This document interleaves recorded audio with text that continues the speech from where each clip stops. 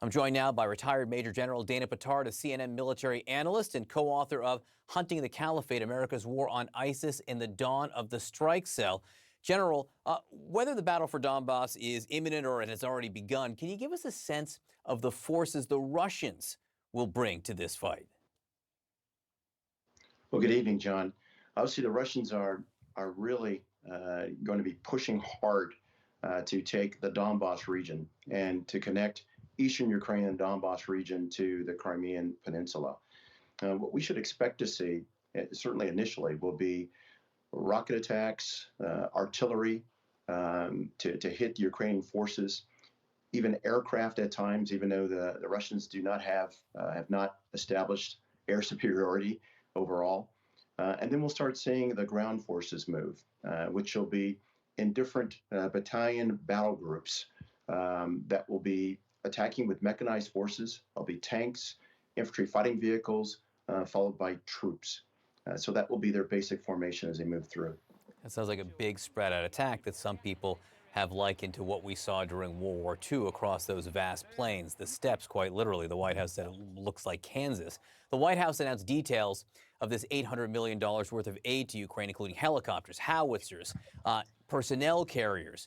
Would this allow the Ukrainians to stop the Russian advance? And if not, what do they need? Well, it'll certainly help. In fact, that's certainly a step in the right direction. However, what the Ukrainians also need is to put the systems together and employ them. And that's where the administration, I think, needs to take more active steps. They need to take the strategic initiative so that instead of reacting to Putin and Russia, make Russia and Putin react to what NATO and the U.S. does. There's a number of things that can be done, such as providing special operations advisors who could help advise the Ukrainian military on how to employ those systems most effectively. Now, they would be backed up by intelligence capability, even the potential for airstrikes, but it's time to step up.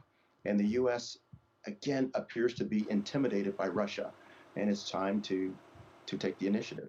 So, as we said, we've seen what appears to be the use of banned cluster munitions in Kharkiv.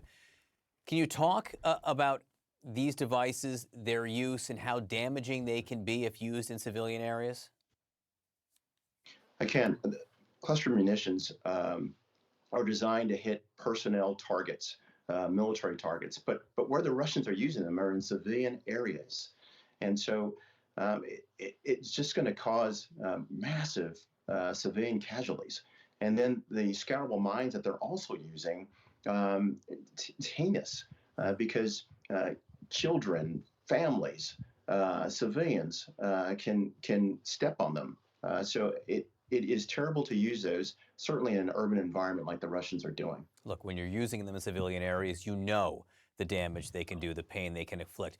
General, we're getting conflicting reports over the last few minutes about a potential incident involving the Russian cruiser, the Moskva.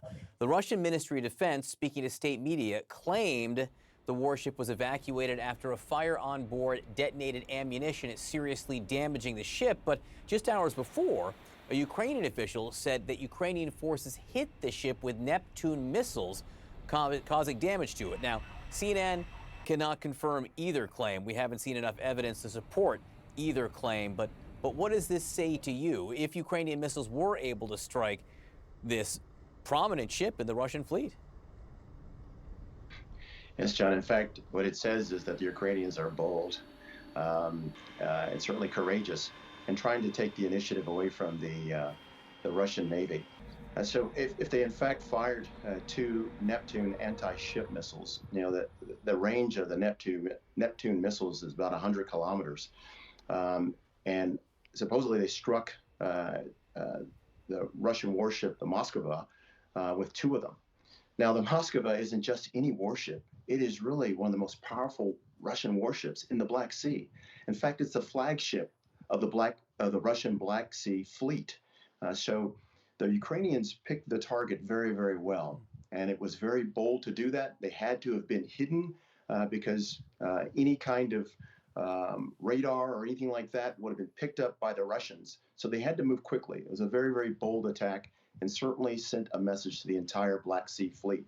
which would have been a part of the assault on Odessa. A ship like the Moskva would have been in support of that. Again, the Russians claim it was some kind of a fire on board that set off ammunition, which would be unusual. The Ukrainians claim they hit it with missiles. Retired Major General Dana Pittard, thank you so much. Thank you, John. Coming up, Russia's war.